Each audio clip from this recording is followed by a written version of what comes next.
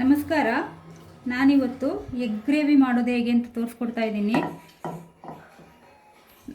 ಮೊದಲು ಮೊಟ್ಟೆನ ಬೇಯಿಸ್ಕೋಬೇಕು.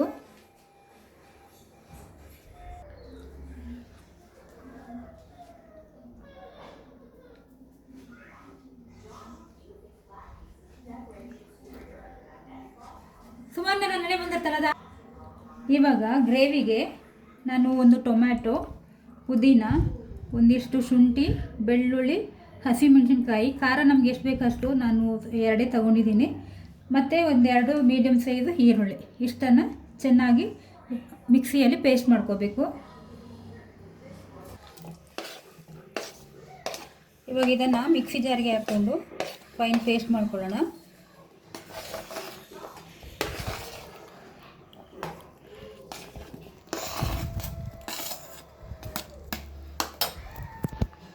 ಇವಾಗ ಕಡಾಯಿಗೆ ಎಣ್ಣೆ ಹಾಕ್ಕೊಳ್ಳೋಣ.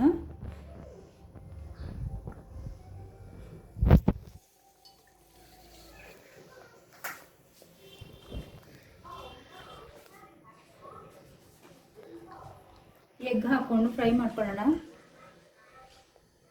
ಇದಕ್ಕೆ ಅರಿಶಿನ, ಖಾರದ ಪುಡಿ ಏನು ಬೇಡ, ಹಾಗೇನೆ ಫ್ರೈ ಮಾಡ್ಕೊಳ್ಳೋಣ ಸ್ವಲ್ಪ ಹೊತ್ತು.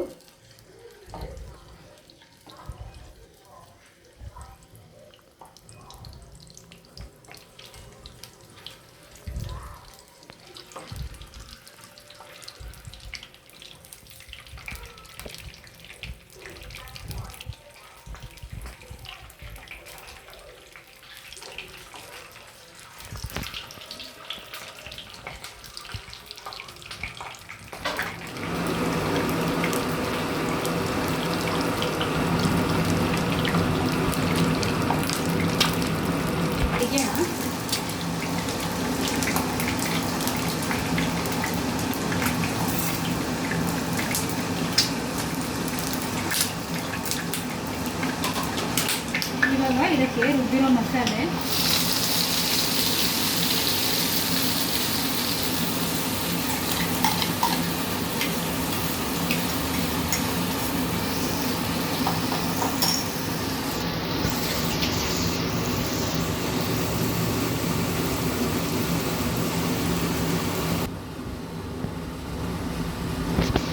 ಇದಕ್ಕೆ ಧನಿಯಾ ಪುಡಿ,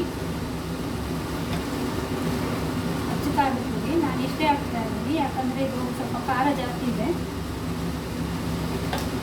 ನಿಮ್ಮ ಖಾರಕ್ಕೆ ಎಷ್ಟು ಬೇಕು ಅಷ್ಟು ಹಾಕೋಬೋದು. ಸ್ವಲ್ಪ ಅರಿಶಿನ ಪುಡಿ ಇದನ್ನು ಹಾಕ್ಕೊಂಡು ಚೆನ್ನಾಗಿ ಫ್ರೈ ಮಾಡ್ಕೋಬೇಕು. ಇದನ್ನು ಸ್ವಲ್ಪ ಹೊತ್ತು ಕ್ಲೋಸ್ ಮಾಡಿ ಇಕ್ಕೋಣ. ರುಚಿಗೆ ತಕ್ಕಷ್ಟು ಉಪ್ಪು,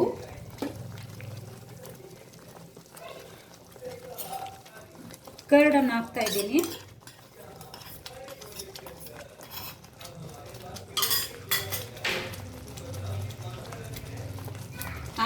ಆದಷ್ಟು ಸಿಮ್ನಲ್ಲಿ ಇಟ್ಟು ಕರ್ಡ್ ಹಾಕಬೇಕು, ಯಾಕೆಂದರೆ ಮೊಸರು ಹಾಕಿದ ಮೇಲೆ ಅದು ಒಡೆಯುತ್ತೆ, ಚೆನ್ನಾಗಿರಲ್ಲ. ಅದಕ್ಕೆ ಉರಿ ಕಮ್ಮಿ ಮಾಡಿ ಈ ಥರ ಮೊಸರು ಹಾಕ್ಕೊಂಡು ಚೆನ್ನಾಗಿ ಮಿಕ್ಸ್ ಮಾಡಬೇಕು.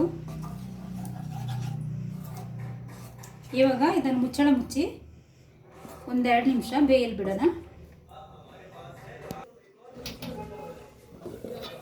ಇವಾಗ ಇದು ರೆಡಿಯಾಗಿದೆ, ಎಣ್ಣೆ ಬಿಟ್ಟಿದೆ. ಇದಕ್ಕೆ ಹುರ್ಕೊಂಡಿರೋ ಎಗ್ಗನ್ನ ಹಾಕ್ಕೊಳ್ಳೋಣ.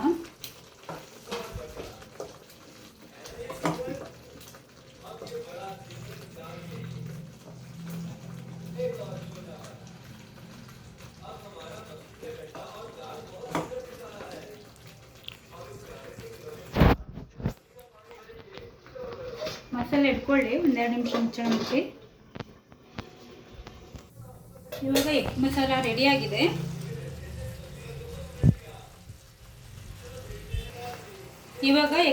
ರೆಡಿಯಾಗಿದೆ. ಕೊನೆಯಲ್ಲಿ ಕಸೂರಿ ಮೇಥಿ ಹಾಕೋಣ. ಇದು ಒಳ್ಳೆ ಫ್ಲೇವರ್ ಕೊಡುತ್ತೆ, ಟೇಸ್ಟು ಕೊಡುತ್ತೆ.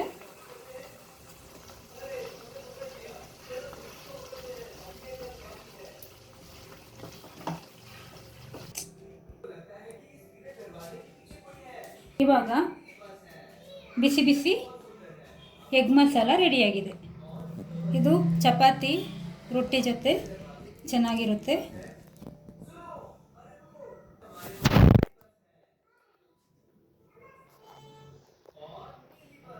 ನಿಮಗೆ ಈ ವಿಡಿಯೋ ಇಷ್ಟವಾಗಿದ್ದರೆ ಲೈಕ್ ಮಾಡಿ, ಕಮೆಂಟ್ ಮಾಡಿ, ಹಾಗೆ ಸಬ್ಸ್ಕ್ರೈಬ್ ಮಾಡಿ. Thank you.